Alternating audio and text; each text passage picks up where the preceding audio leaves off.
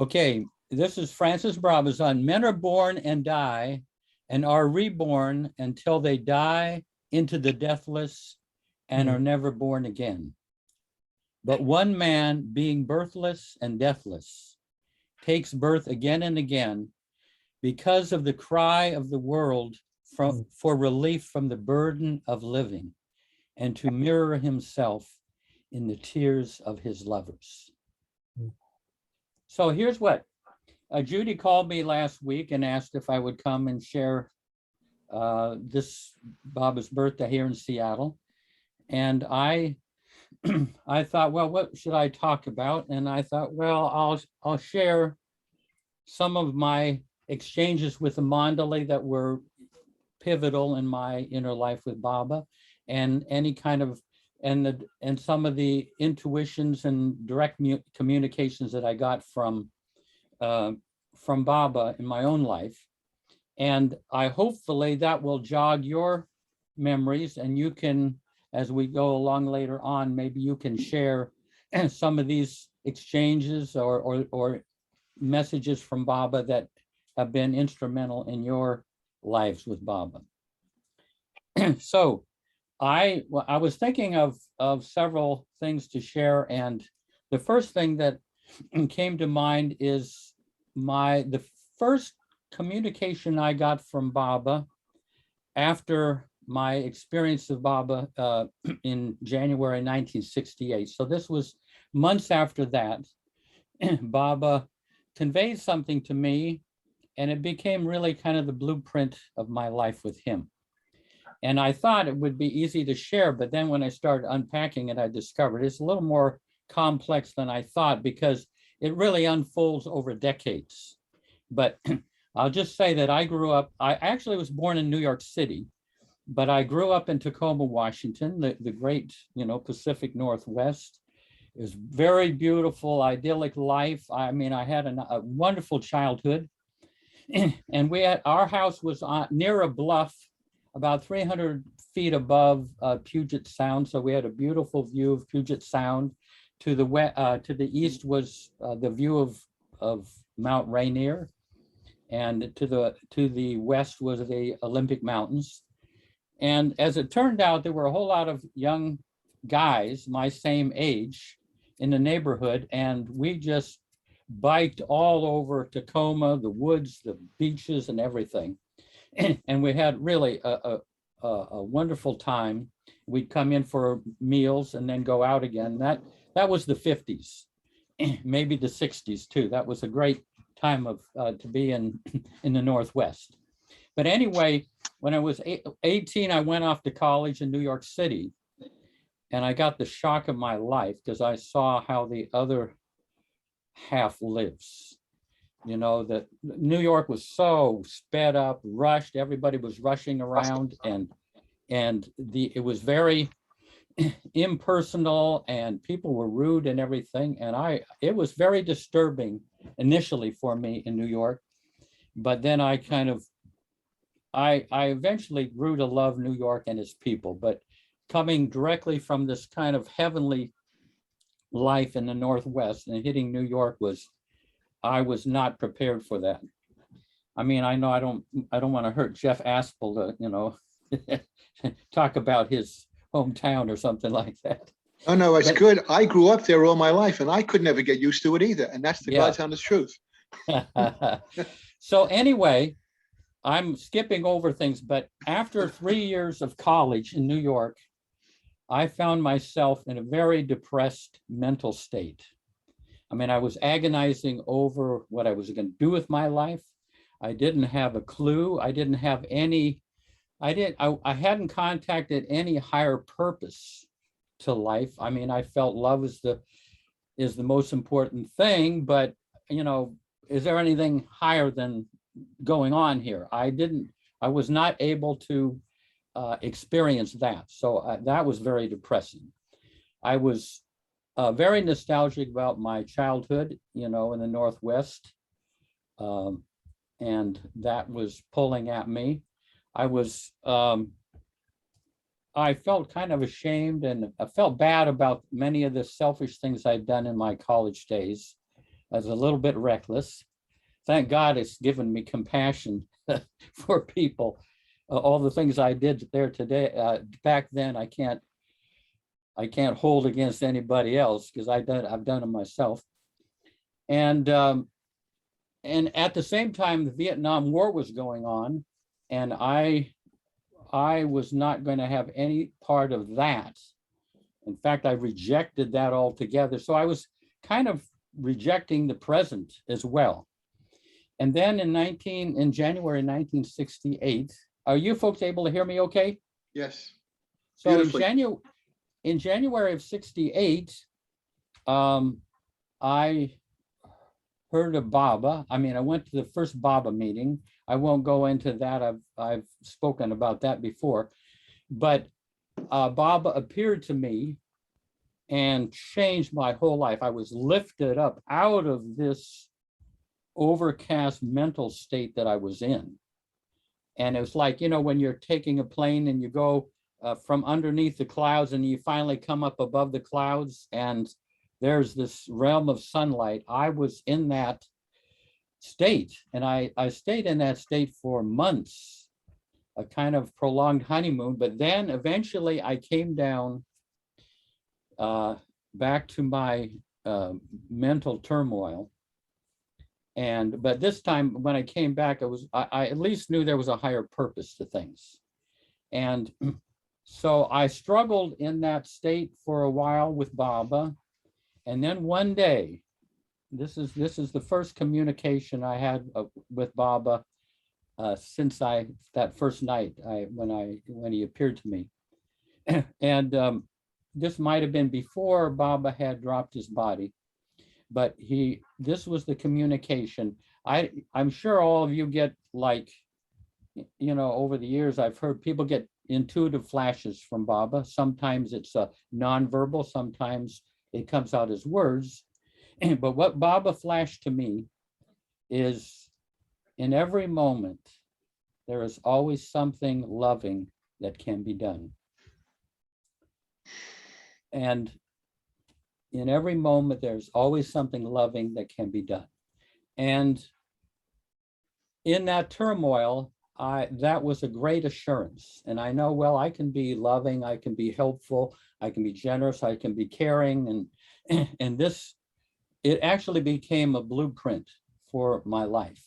But what Baba did is, but he focused on the word moment. In every moment, you know, he kind of conveyed to me, you know, how much in the moment are you? If you're going to be loving, you got to be in the moment. And so I discovered I was energetically in the future, agonizing over what I was going to do with my life. I was energetically in the past with my nostalgia for my childhood and embarrassing things I'd done during my college days. And then in the present, I was not, I didn't buy into the present. I rejected the present. So when I assessed myself, when I looked at it, I had to conclude that I was only about 10% in the present moment. And, you know, and Baba's saying, well, I mean, how are you going to be able to express love with any understanding if you're only 10% in the present moment? You know, there's a Japanese expression to read the air, to be able to read the air, to be able to sense in the atmosphere, what is love calling for in this situation? Well, like I say, if you think that in this present moment, we have potentially 360 degrees of awareness, I had about 40 degrees of awareness in the present moment. So Baba set about to get me to live in the present moment. And it's a work that had gone on for decades. Are you folks able to follow what I'm saying? Does it making any sense? Yes. And don't hesitate to ask questions, because this kind of gets a little bit seemingly abstract, but it's actually very practical. And so this is what Baba did. As far as the future, like, suppose I have a root canal coming up next Tuesday. Now I can put that item on the calendar. You know, I got this root canal, it's gonna happen. But if I'm worried about the pain that I'm going to experience on this root canal, then I'm energetically in the future, and I'm not entirely in the present. People look and say, "What's wrong with Jeff? He seems to be he's not quite himself today," you know. So so this is what Baba did. He said, given that you have that fear of this root canal, give that fear to me in the present, rather than just let it stretch out to this imagined future. Give me the fear, the anxiety that you're experiencing, to me in the present. So I would focus on that anxiety and imagine that's flowing to Baba. So this way I'm staying in the present. And another example, like, suppose I've got I mean, these are things that Baba kind of was stickler about. He made sure I get these right. And suppose I have an exam that's coming up, and, you know, I could just worry about this exam like most of us do. But there's another way around that, is if I study for that exam in the present and I get absorbed into studying it, then I'm not anxious about it the whole time. And then when the time comes for the exam, I have like a momentary anxiety before I go in to take it, but I wasn't carrying it for weeks or months in advance. So that's another way. And now another example I thought of is, like, say, suppose you decide to do a surprise birthday party for Judy Robertson. Now, so you kind of get all excited about it. You contact people, and you know, you try to think of a ruse to get Judy to come over to your house, you know, and you call all the people and get them to park their car, you know, somewhere around the neighborhood where she won't arrive and see all these cars. And you kind of think about the cake and the ice cream and everything. So you're really, the enthusiasm is in the present, even though it's a future event. Does that make sense to you folks? I mean, this is all the stuff that I've done. This is Bob's effort to get me to live in the present. Now, going to the past, like I like to say, I had this nostalgia for the past. So I'm energetically in my childhood. And what Baba, the same thing, Baba said, give me your nostalgia in the present. Don't go to the past. I mean, here I'm talking about something that happened in January of 1968. This is the past coming to the present. I'm not going back to January 1968. It's here because it's relevant to what I'm talking about now. I don't know if you see that. But if I'm living in the past, like a lot of elderly people, and you know, you can tell when they're energetically left the present moment. So Baba's saying, given that you feel this nostalgia, then give it to me in the present, and that way you stay in the present moment. And Baba is more than happy to get all of everything we've got, all of our. Now now there's like things that we did that were selfish and unkind and everything, that every time those memories come up, we cringe. Oh my God, you know. And for years and years, I had memories that would come up and I would just kind of cringe, like, oh my God.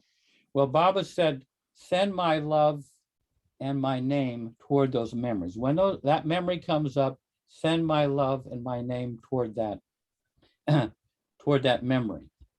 And then the other thing is, if I'm not able to, if that doesn't work, then take the guilt, the shame, whatever, and give that to Baba in the present.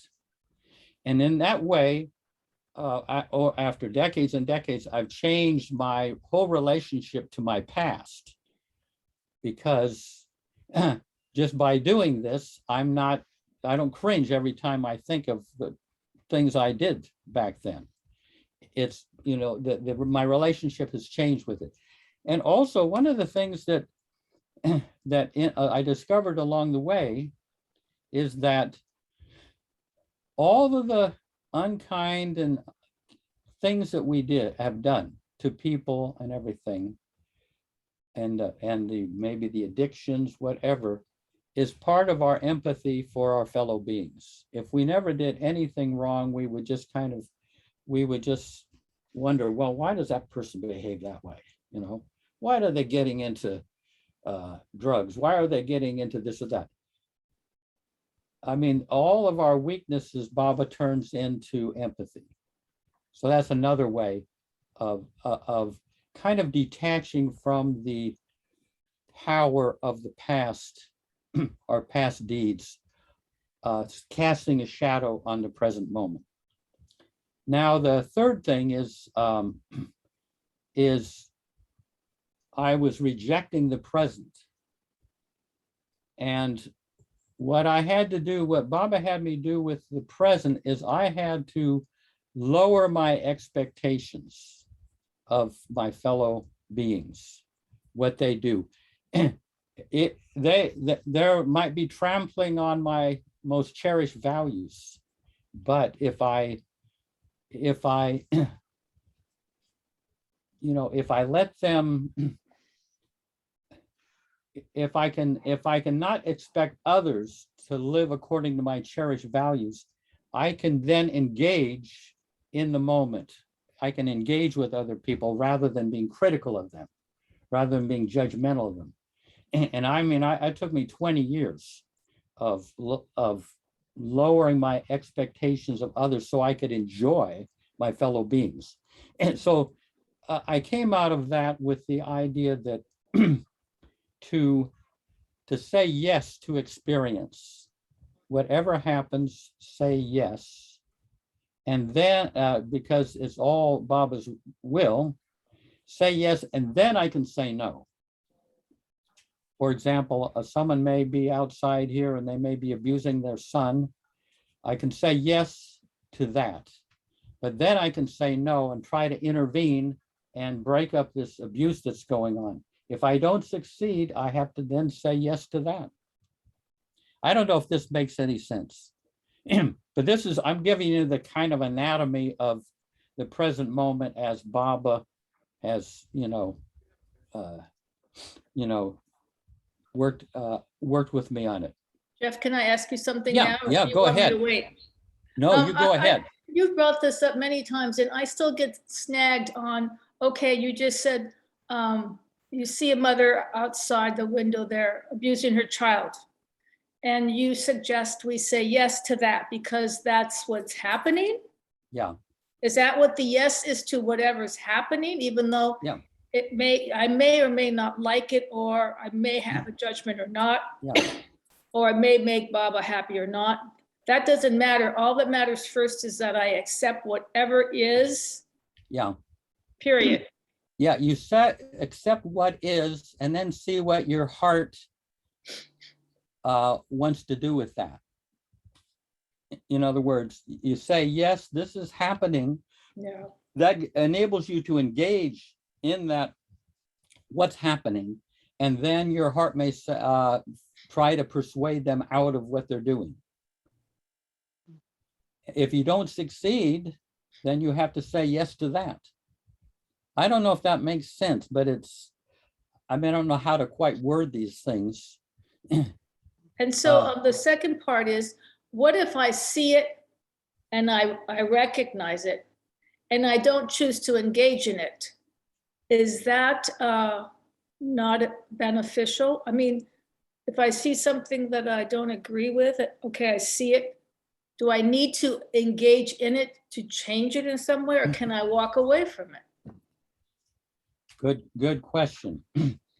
I feel to engage it fully, and then you can decide whether you want to walk away or do something about it. Mm-hmm. you know, if there's somebody on the corner that's selling drugs and they look a little bit menacing and you're just Marta Flores, Mhm.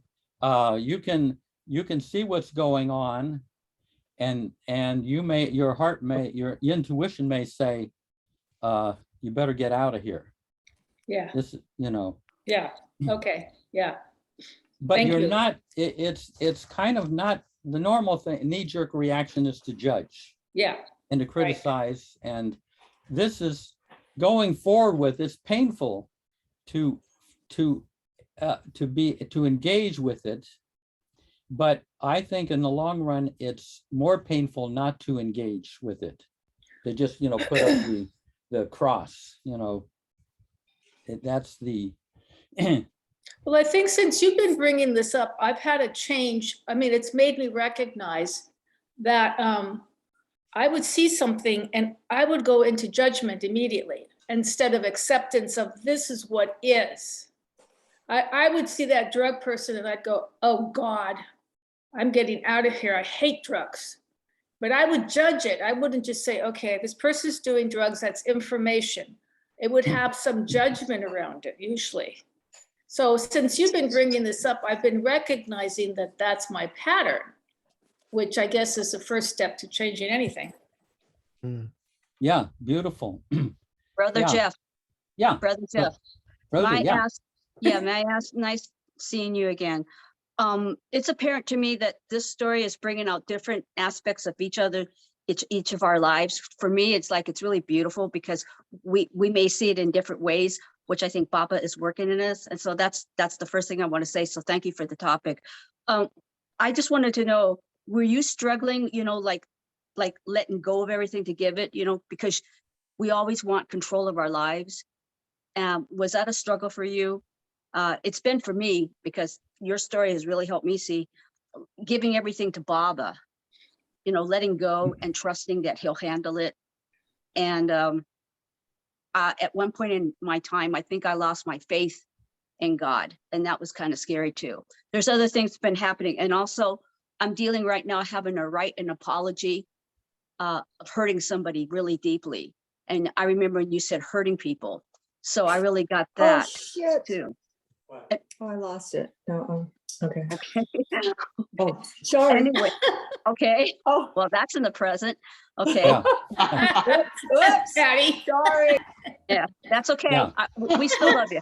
But anyway, I wanted to let you know, because I have been really struggling with control and a little bit of depression, and then having to go an apology, and then living in the present, because my mind is so much wrapped up in past and future.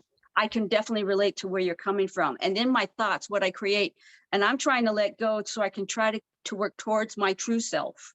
And I'm always told that all this crap anyway is illusion, which is really hard to grasp.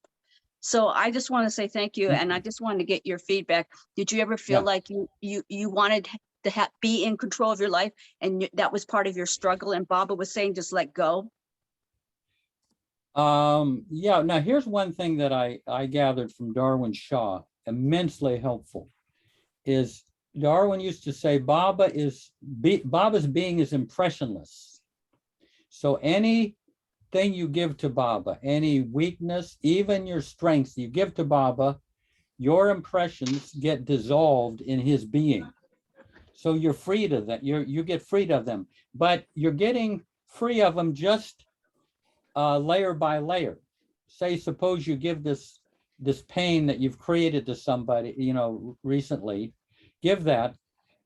It'll seem like Baba didn't receive it. He received the one layer of it, but there's a layer behind it that looks just like it. You give him that layer, and there's another layer. So it's very piecemeal. If you're looking for results in giving things to Baba, it doesn't show up. It takes sometimes years for you know, to see some results. You know, if you give them your jealousy, say, you know, and it may take 5 years before you realize, hey, I'm not so jealous anymore. But, you know, but as you're giving these layers and layers, you very gradually, you eventually see that you have grown. I mean, I used to worry about things years ago. I don't worry so much about things now. But I didn't notice the worry going. But if I think how it was and how it is now, boy, Baba has done a lot of work. But if you just see it in a few frames, you won't notice so much change. But it takes faith in knowing that whatever you give to Baba is gone forever. It really is. This is what Darwin said, it's gone forever, but there's a layer behind it that looks just like the one you gave him, so it doesn't seem like he's taken anything. But have the faith that whatever you give, your weaknesses, even your strengths, you're basically, and here's the thing that Darwin said, when you give things to Baba and he takes them, Darwin said the most important thing is it makes more room for Baba to live in you. You are being hollowed out so that he can live your life a little bit more, so that you're not stuck living the only one in the driver's seat. You're making room for him to live in you. I don't know if that makes sense. So you're getting hollowed out as you unload your warehouse of impressions to Baba. Yeah. I don't know. So one of the things that I should mention, I once, you all know Baba's saying, live more and more in the present, which is ever beautiful and stretches away beyond the limits of the past and the future. I said to Merwan, Jessawala, that's Eruch's brother there in Mandali Hall, I said, what does that mean to you? He said, you will only find Baba in the present. You won't find him in the past or the future. He said, people spend so much time thinking about the past and the future, and they let Baba slip away right in front of them. Mm-hmm. So we getting to the present moment is well worth it. And what happened after years and years, I eventually kind of got more and more into the present and not so much into the past or the future. But then there's the passing present and there's the timeless present. The passing present is part of past, present, and future, that paradigm, time. But in this moment, there's also the timeless present. And I began to, after years and years and years, began to get glimpses into the timeless present, which Baba calls the eternal now. And really, it's very much like our early childhood. In early childhood, one day for me could last a month, because the present moment wasn't wedged in between a wall of worry about the future or a wall of anxiety, of nostalgia or regret about the past. Those two walls that are around most adults, hemming in the present moment, they weren't there. And so we lived in an expansive, timeless present as children, early. And that's the state where you're living in the present moment. It's full of wonder, and love can come in. It doesn't have to go through the past, present, and future. It can just flow into the moment, the spontaneity. And I feel that is where I feel that Baba's leading us to that place where we can enjoy that great freedom and not be kind of cramped in by time. So I don't know, this is one of the communications from Baba that became kind of the paradigm for the blueprint for my life this time. But any other questions?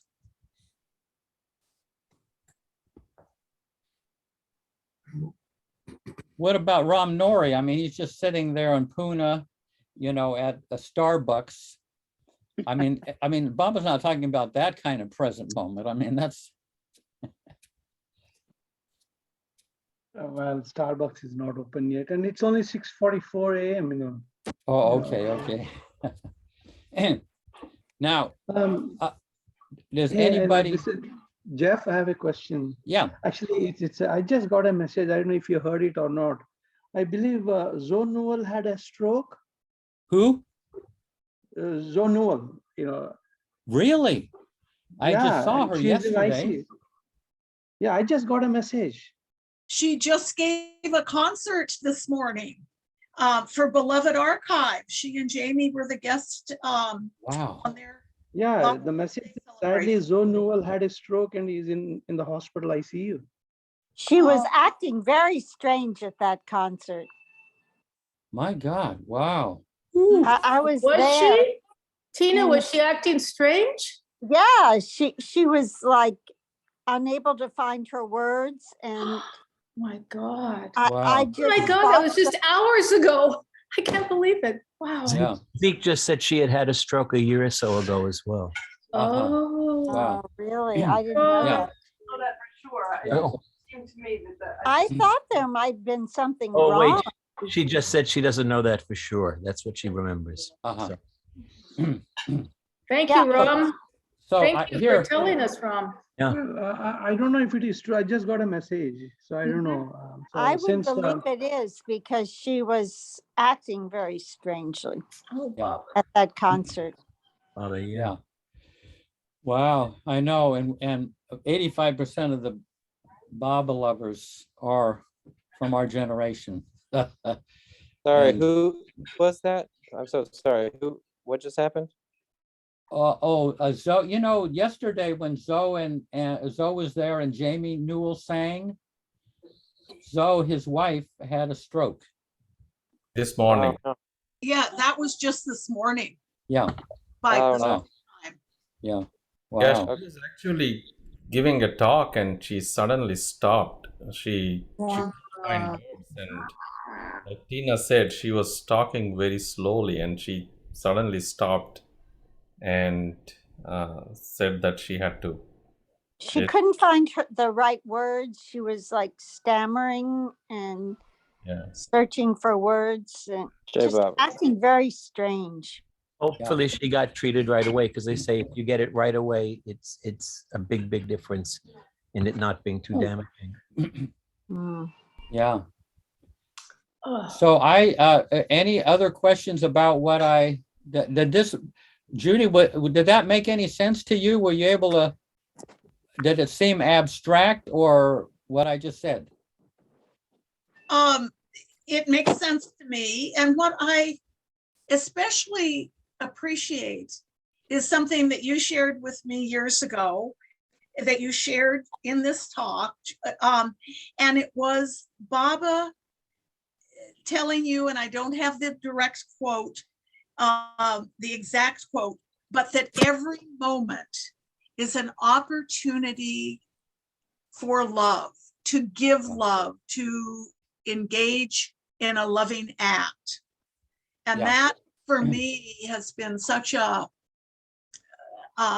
profound and helpful guideline that's Yeah. like every single moment you're talking about the eternal now, and what Yeah. better thing to do in any moment ever than Yeah. try to deepen our love and Yeah. spread it more. So Yeah, for yeah. me, The thing I quoted at the beginning, that in every moment there's always something loving that can be done.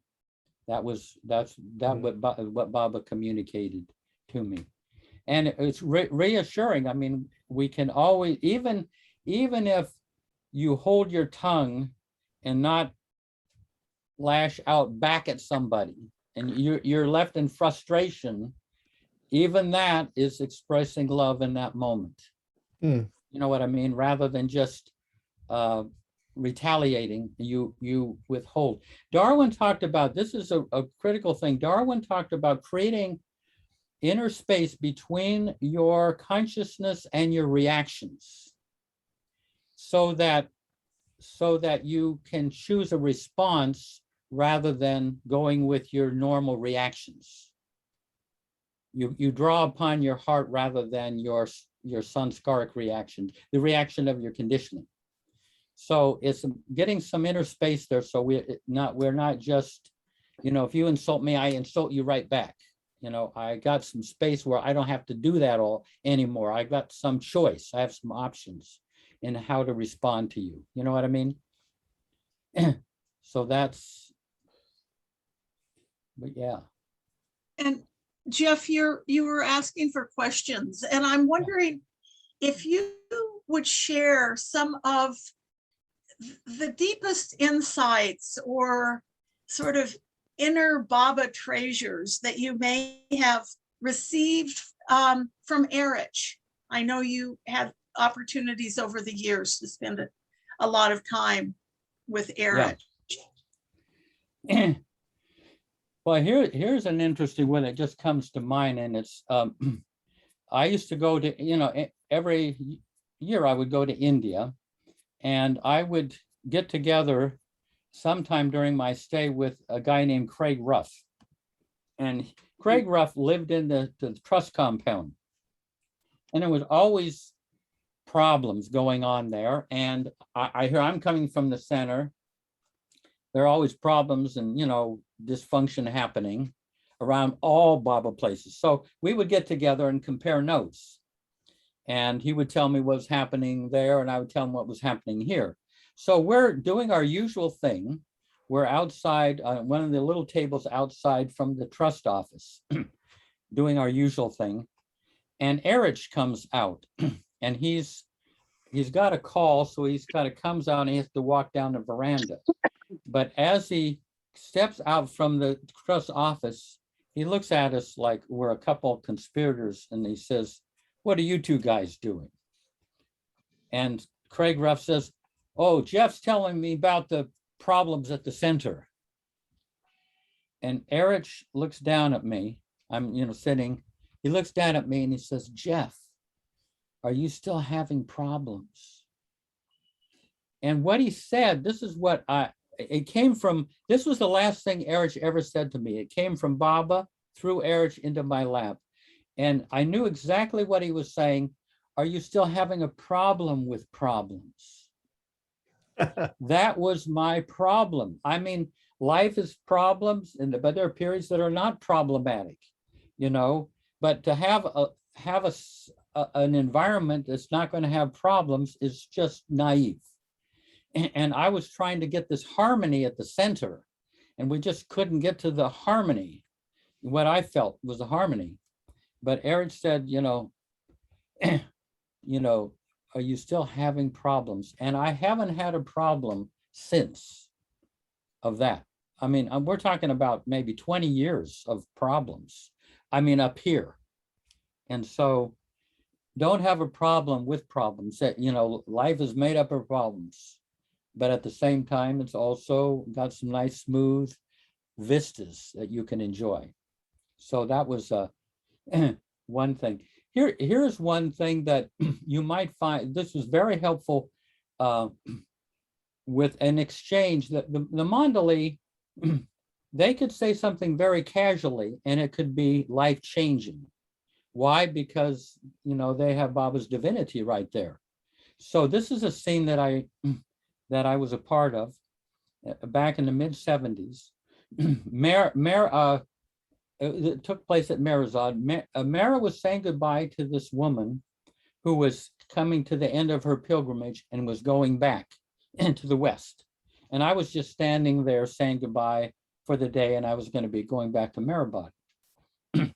And Mara's saying to her, she's on the porch and we're down below, and she's saying to this woman, go back to America, take Baba with you, take his name, know that he always loves you, he'll be there. She's talking along that lines. Then she says, sometimes we feel empty and depressed, but we know Baba wants us to be cheerful. So we make efforts to be cheerful. So I'm just young and I'm thinking, oh, she's the beloved of the beloved. She's been next to the source of all love for 40 years, and she hasn't mastered a heart full of Baba's love.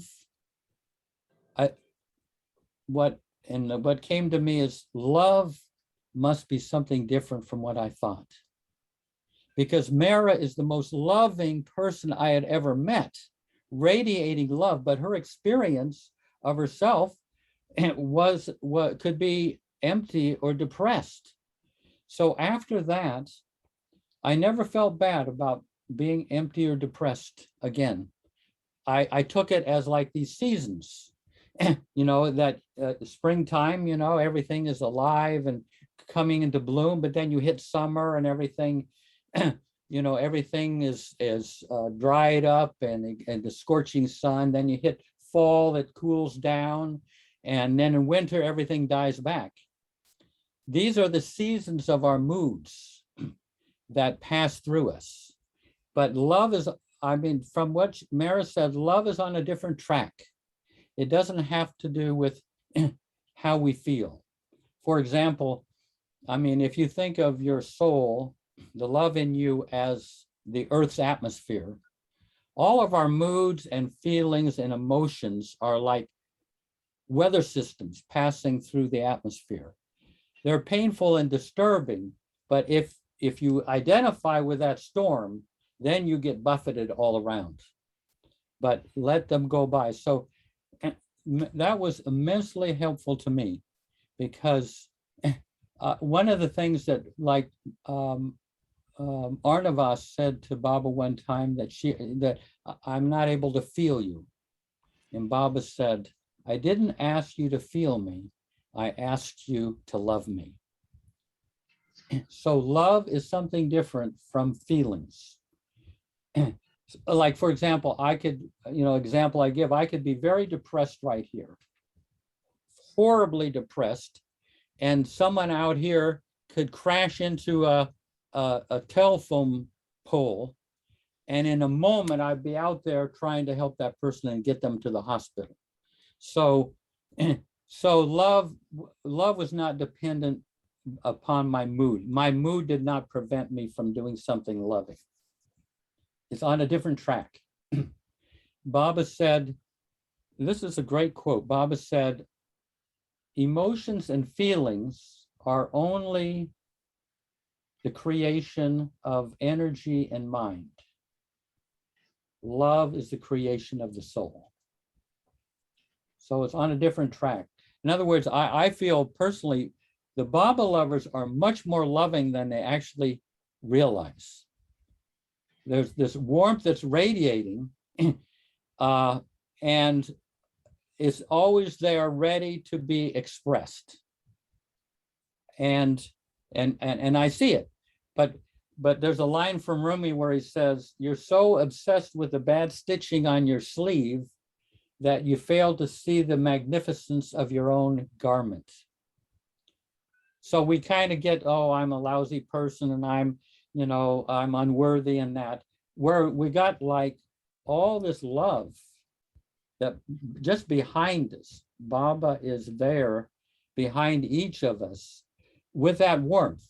I mean, I rarely find a Baba person who doesn't have an abiding warmth coming from them, even if they think that they're kind of judgmental or depressed or anything like that. The love is there. I mean, we've worked on it for decades and decades. That love keeps building. And yet, you know, you have one critical thought and then you beat yourself up over it when you're carrying around Baba's love.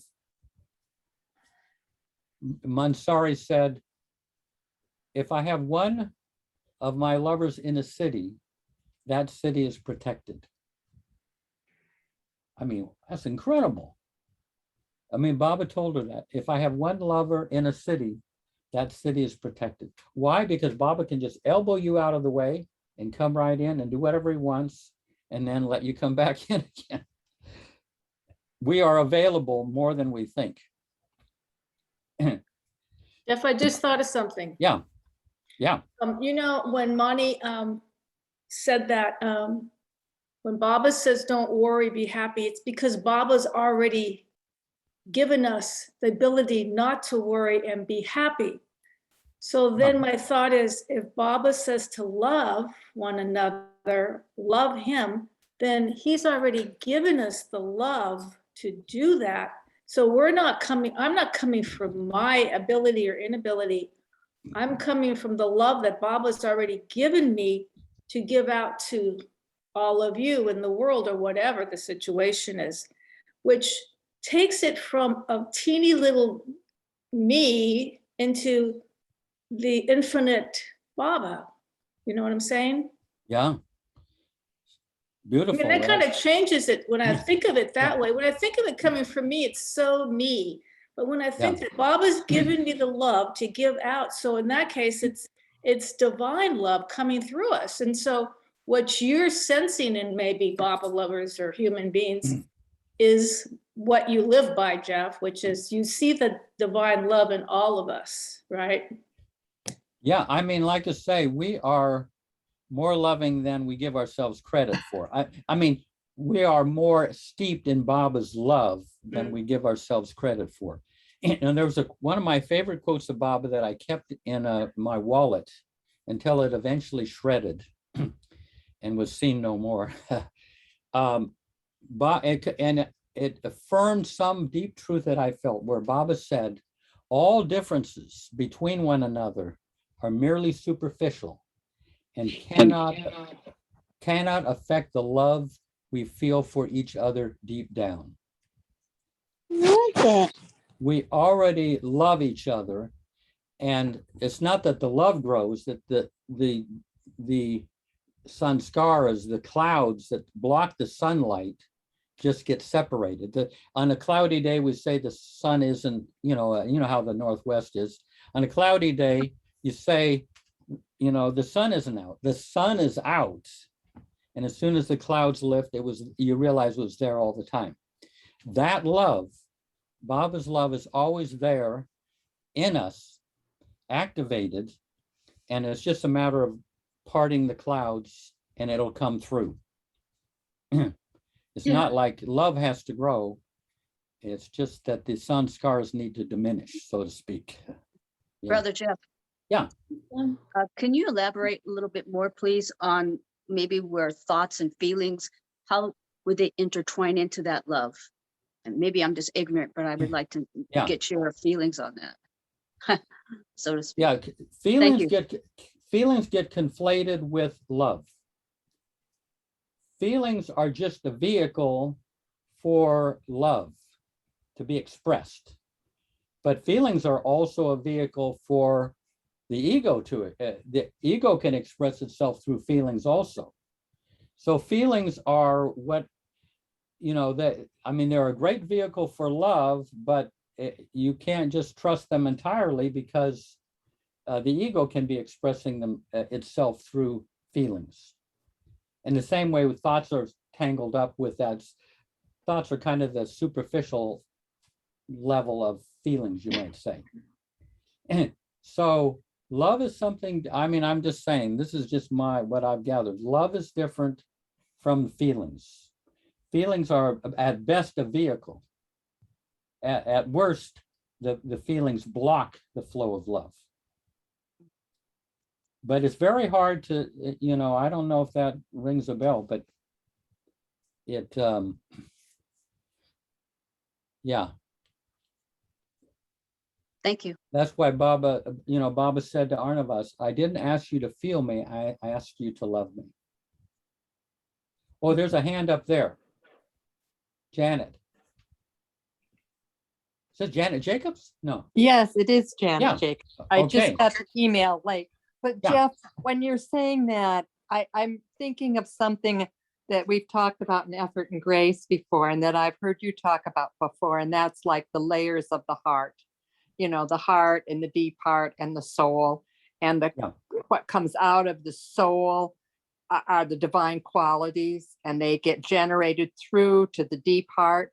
And I kind of put my own, how I see that has to do with feelings as well, feelings and emotions. These God qualities that you talk? Well, why don't you say it, because you can do it a lot better than I can, Jeff. Here's the interesting thing. And now this is just my definition, but the divine qualities are not emotions or feelings. Generosity, patience, empathy, courage. They're actually divine qualities, but they do take the shape of feelings, but they are actually divine qualities. They are basically love as it appears. Well, if you think of the divine love is like the sun, and it goes through, the sun goes through a prism and is refracted into colors. That love. So all of these things are the one love: generosity, empathy, compassion, forgiveness, humor. These are all really love. They're just aspects of love, and they're different from emotions. But I mean, it's hard to tell, the distinction. I mean, I don't know how far you want to go into making a distinction between emotions and feelings and these divine qualities. But we all know what the divine qualities are. They're the best thing in us, and they are right next to the soul. They come in at the deepest level of our heart, as opposed to things that just kind of get stirred up. Our sanskara is getting stirred up, which is more of a superficial level. Okay. Jeff, this is wrong. Yeah. Correct me if I'm wrong, but emotions and feelings are part of the sixth plane of consciousness. So only when you annihilate, so manonash, then only you see God. Until that point, you're not going to, you're at the door, but you won't see it when you're on the sixth plane, right? Yeah. Well, Baba talks about mastery of feelings, is on the sixth plane. Mastery of thoughts is on the fifth plane. But those divine qualities, I think they are percolating in from the soul into our deeper heart. I guess I don't think of those things as emotions or feelings. They are greater than that. They are just love itself in different colors. I mean, like I say, Tony will clear us up here. That's funny. I like what you're saying about that they're love in different colors. I agree with you. Compassion and empathy and those things. And that quote, which after I finish, I hope you would repeat again, about the difference between love and where love comes from and where feelings come from, because that's really brilliant. What Baba said. But Zeke and I, maybe back in the early 2000s, 2004, we studied for 9 days with Marshall Rosenberg. I don't know if you've heard of him. He developed this thing called nonviolent communication. And it was so enlightening about feelings and needs. When you exclude what he called the life alienating reactions that we call feelings, like anger, shame, guilt, like those are where your mind gets tangled. But the real feelings like joy, sadness, enthusiasm, all these different normal feelings, what he described it is they're the spontaneous expression of your values at that moment. So if what you feel are your needs, if you consider your needs are being met, you'll have the more pleasant feelings, happiness, joy, enthusiasm. And if they're not being met, then you'll instinctively have like grief or sadness or fear, and I find it's so important to be in touch with your feelings because they keep you connected to the real self that's beneath them and beyond them. Yeah, excellent. Yeah. And can you I'm not saying to be to not look at your feelings, to know your feeling. Darwin used to say, the deeper the feeling, the deeper the healing. To know your feelings. I'm gonna first ask Jill because But she can had her you, hand can up. you repeat that quote from Baba about where feelings come from and where needs come? Yeah. Yeah. I think it's feelings and emotions, or it's emotions or feelings, are only the creation of energy and mind. Energy and mind. Yeah. Love is the creation of the soul. Thank you. Yeah. So Jill. Yes. So one of my favorite discourses is the 4 on qualifications of the aspirant. Yeah. And I've been rereading them. And what I hear you doing, Jeff, in your talk tonight, is you're using what Baba calls critical thinking. And I don't hear it talked about very much. It's like everybody wants to skip over all the planes and all the everything and suddenly be all love. But in qualifications, Baba says very specifically, those of us sort of beginning on the path, one of the first things we need to learn is how to think critically. And you do that automatically without calling it that. And I guess I want to see how you have developed your ability and what you think critical thinking might be, because Baba says that until we learn to think for ourselves, we're always going to get caught up in sort of what everyone around us is thinking. And I think, I'm going to be critical here. I think the Baba group often gets kind of caught up in, oh, we're all this and we're all in love, searching for love. And I don't consider myself ready for the higher domains of love.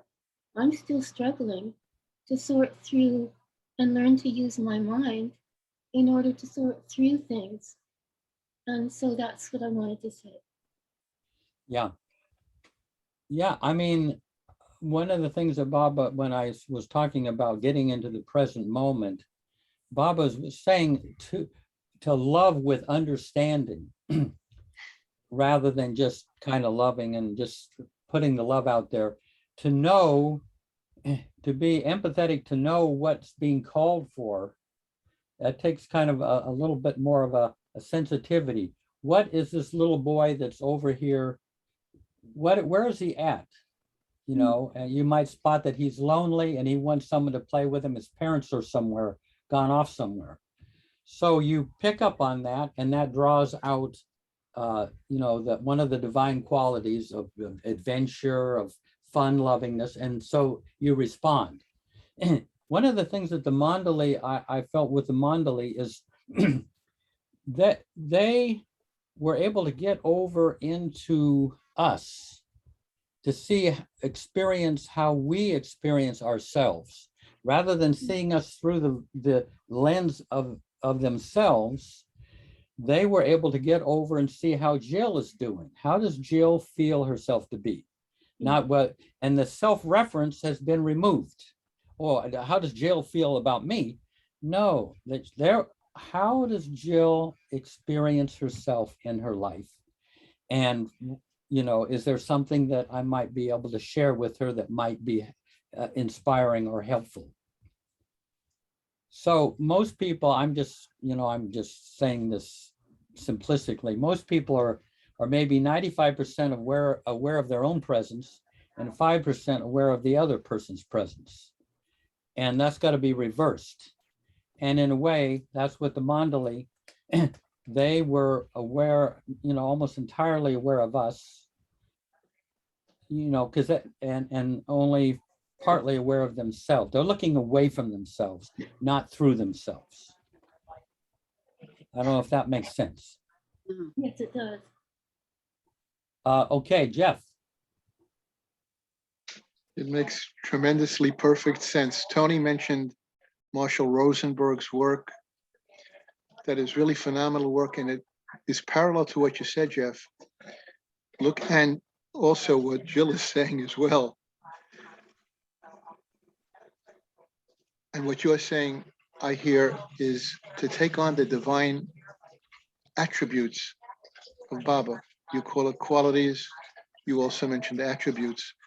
How does a human being get into the consciousness when a person is in front of him or her to tune in on their feelings and their needs, to tune in on their feelings and their needs, and regardless of who you are, how you feel, to consciously respond with empathy and compassion.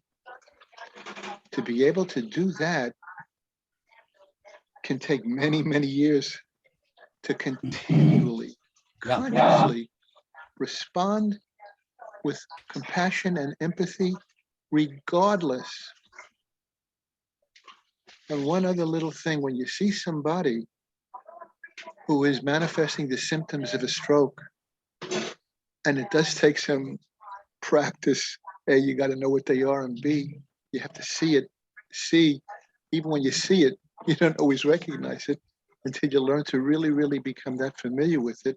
And when that happens, immediately you call 911 and you get an ambulance to come over. And actually, whoever did help Zoe to get to the hospital was manifesting Baba's attributes of courage, of kindness. Love is a verb. Love is a verb.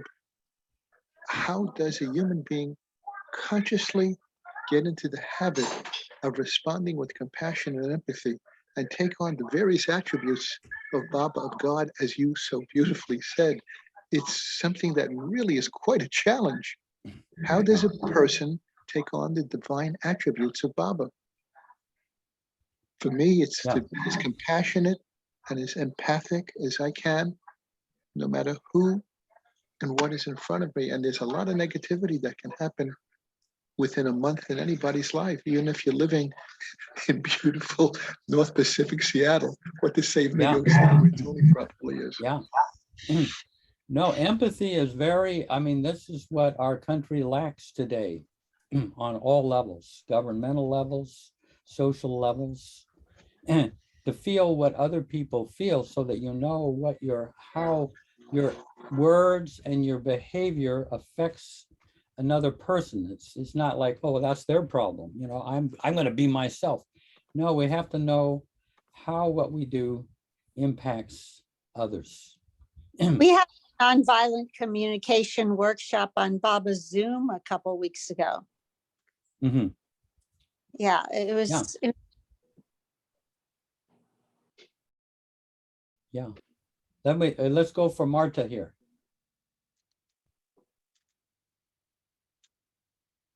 I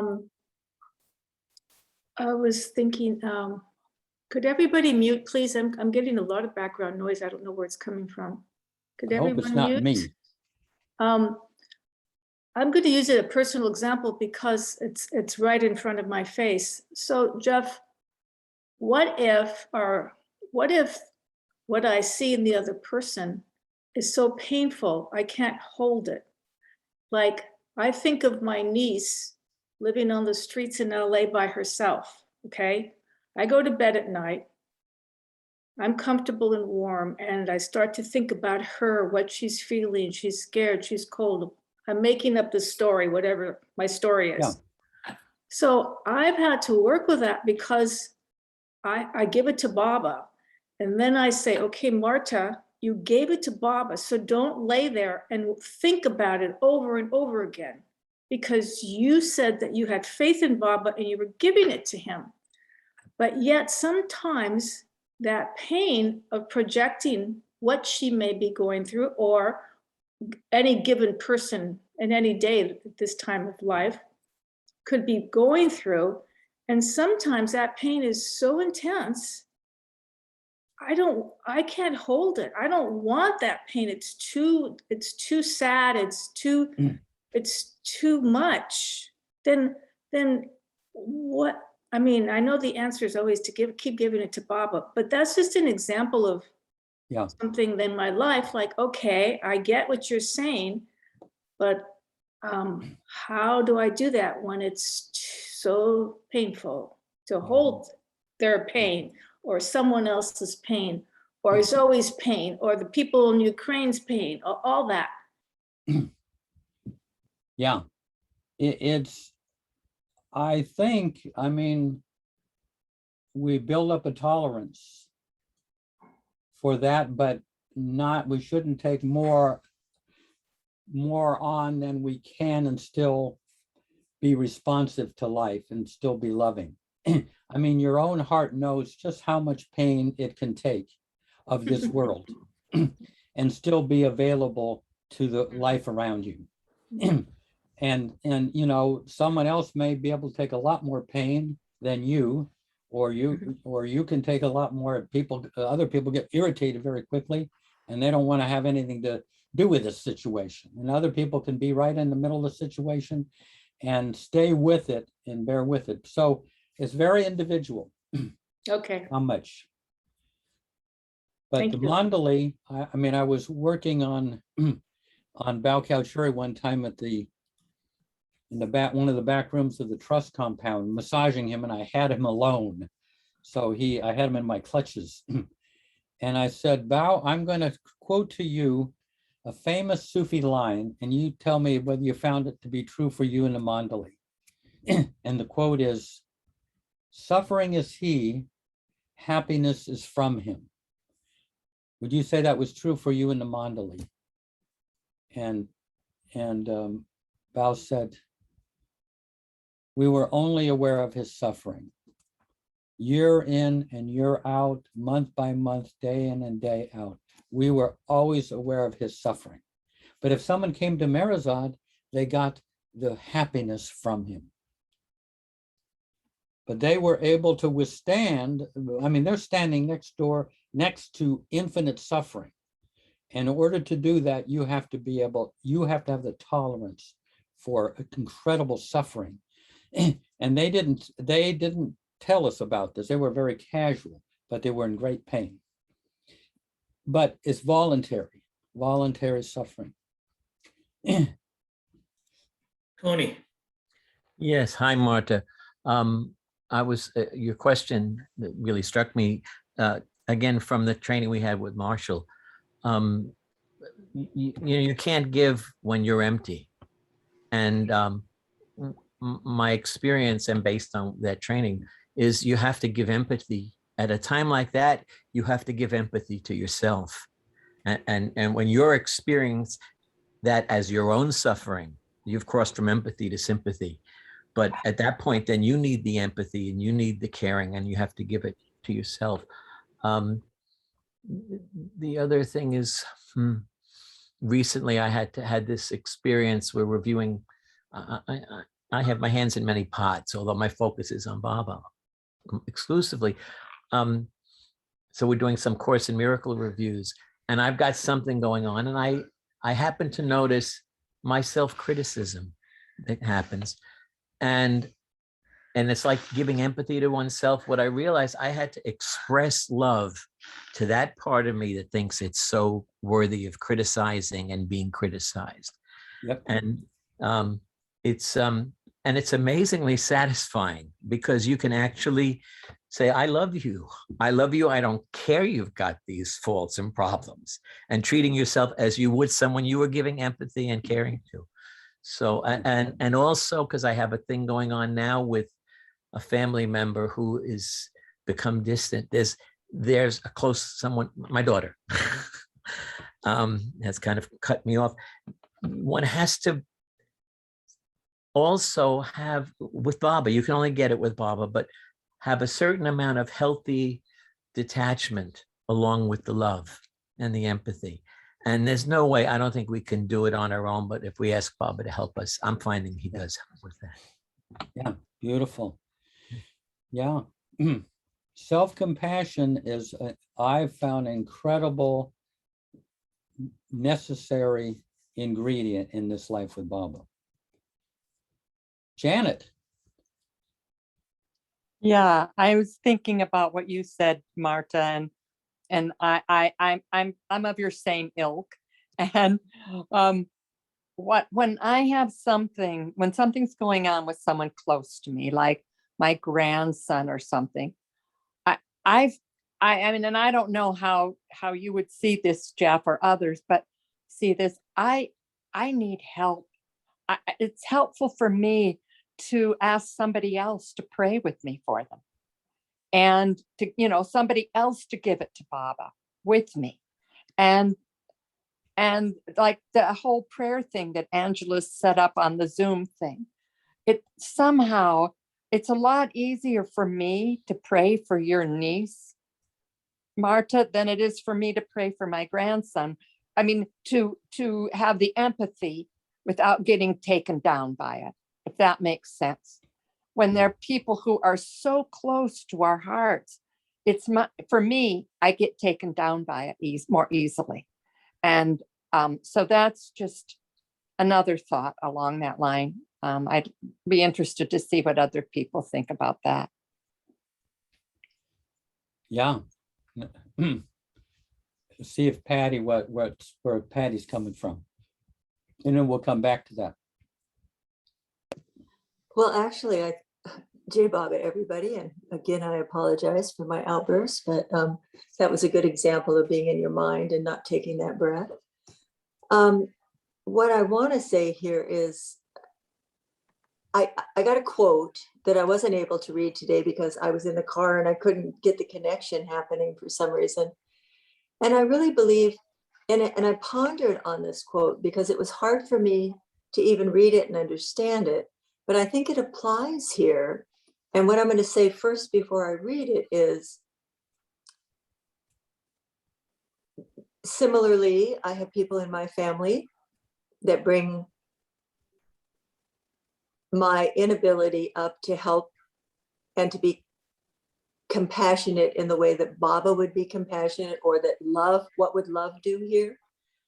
Because I'm too much in the way. I'm too much, I have too much of my own responses happening. And so the idea of having someone pray with me, Janet, that's a great idea. Or to pray for someone else's person. But I think this quote has something to do with it. And can I read it, Jeff? Yeah, go ahead. Yeah, okay. You only keep that which you let go. You only keep that which you let go. You have already lost a thing when you feel you have to hold it. You have already lost a thing when you feel you have to hold it. And I'm feeling like if I have to hold, if I'm in the way of wanting to help or wanting to hold it, I'm in the way of allowing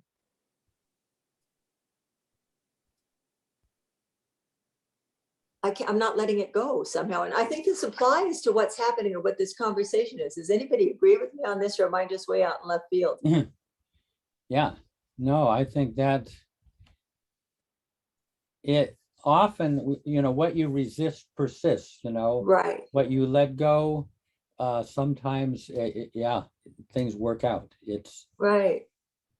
And I do feel that everyone with Baba that I have been with over all these years, and all of you, our desire is to have more of him and less of us. I mean, he's the one who's providing that, but we have to look towards him for all of that, and the effort and grace and all the things that Darwin has showed us over and over and over gives us that intention and that practice to let go and let God. Yeah. But in my day-to-day life, I give it over, I take it back, I give it over, I take it back. And it's an ongoing process until it isn't. Yeah. Until it Yeah. isn't. Yeah. Yeah. No, Jay- it's very piecemeal. I mean, Yeah. Unfortunately, I got to go to work here in a second. Oh, yeah. But Eruch used to say, spiritual progress is very, very, very, very gradual. Yeah. Yeah. It doesn't follow along, doesn't adhere to American standards. Guys, I'm going to leave. I'm going to go to RT. Thank you. Yeah. Jai Baba. Yeah, Jai Baba. Hey, Jai Baba. Mayor Prasad, I've got to go to work here in just a little bit, but I'm going to get Mayor Prasad. or Judy, anything that you guys have to say? Well, I have to say that Anil Nori has a 3-minute video he's going to show at the end of the meeting on the decorations at Merazad, is it? Or Merabad? Yeah, Jeff, how about a few just closing, anything that you want to say that we need to hear? Before Anil does this thing or after Anil? Right now, so, you know. Well, well, I mean, I feel, my feeling is Baba loves and adores us no matter what. He's not put off by our weaknesses and our shortcomings, our disobedience. And we try to obey. Why? Because it's more in alignment with our soul. That's why Baba insists upon it. But he never turns away, and he's not put off by our behavior. And Eruch, when I was young, he said,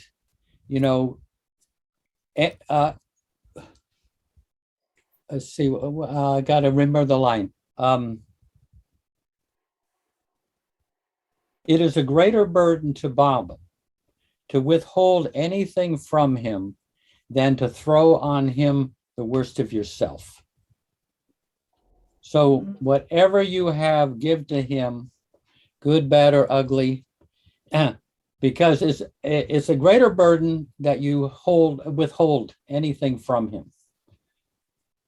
Then, so he's just not put off by the things that our fellow human beings are put off by.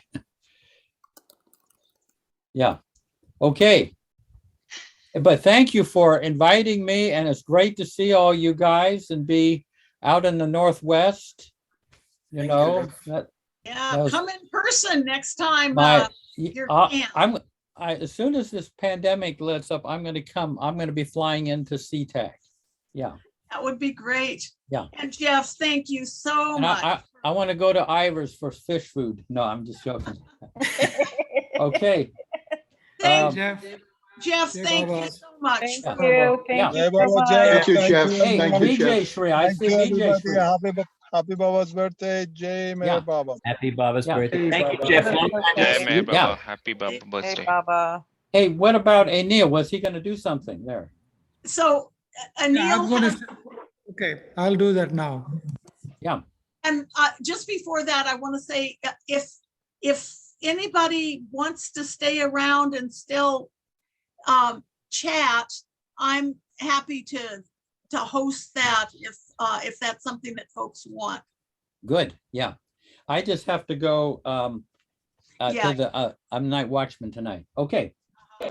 Well, thank you so much for making the Yeah. time. Yeah. Thank you.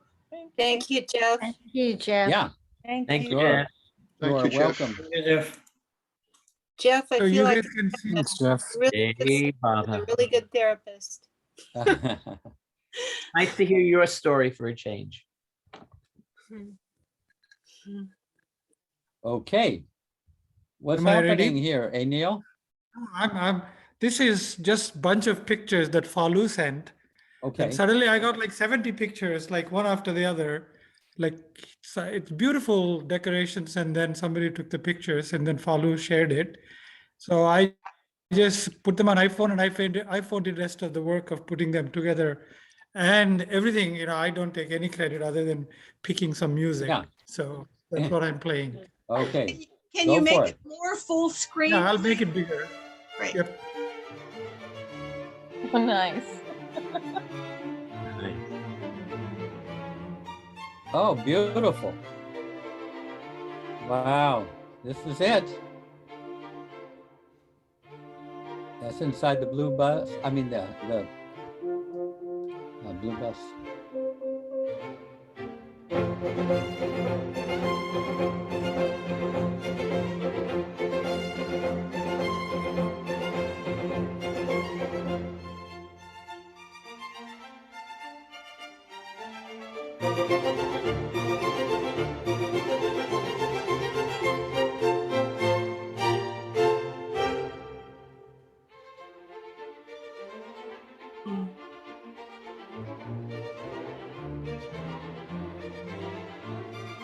Mandali Hall.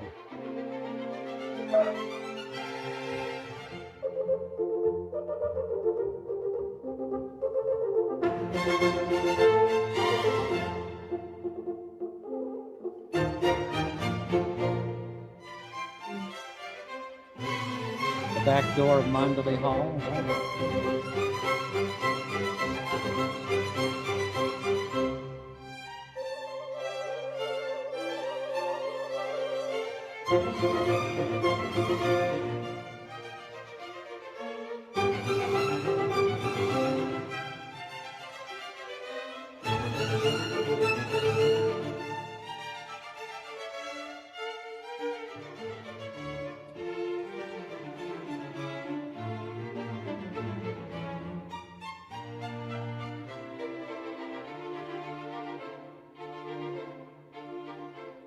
Ooh, beautiful.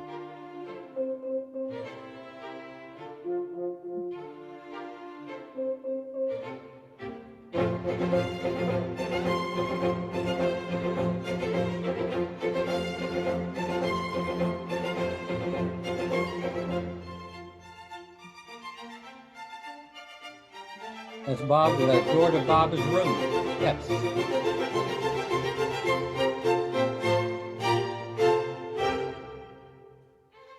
Living room. Dr. Goer's bed. Mayor's bed.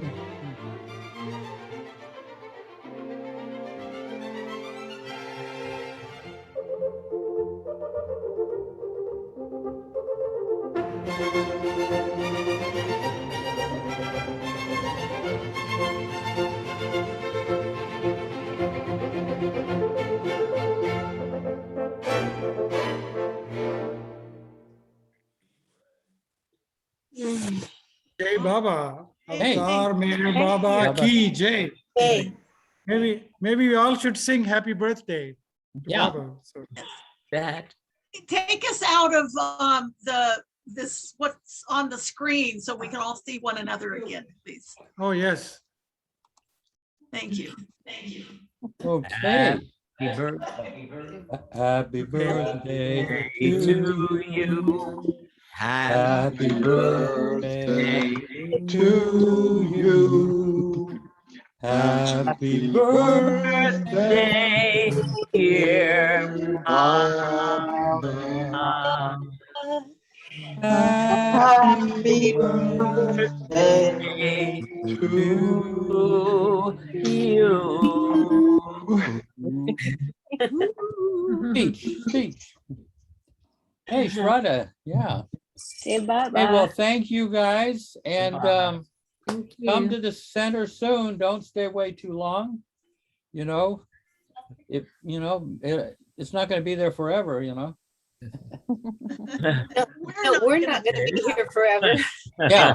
You do, You want to Jeff, be able to hope- outlive the center, right? No, but really, it'd be great to see. It's always wonderful to see you folks. Are you hopefully is your father one of the famous follower of Baba? I mean, your grandfather? Yeah, that's Yeah. true. Hopefully, Vakil. Yeah, he's wonderful. Yeah. Anyway, wow, here we are. Yeah. Anyone have anything that Yeah. comes to mind? Hope to see you in Meherabad soon, Jeff. Yeah, I missed 2 seasons. No, it's open for the summer this year. Yeah. Yeah. Yeah. Yeah. Okay. So Jeff, Anyway, is the center open now? Yeah. Fully, or so? no, it's kind of it's restricted. So there's maybe half the number of people who would normally be there, or maybe 2/3 the number. One person like in the guest house sometimes, one person in the farm shed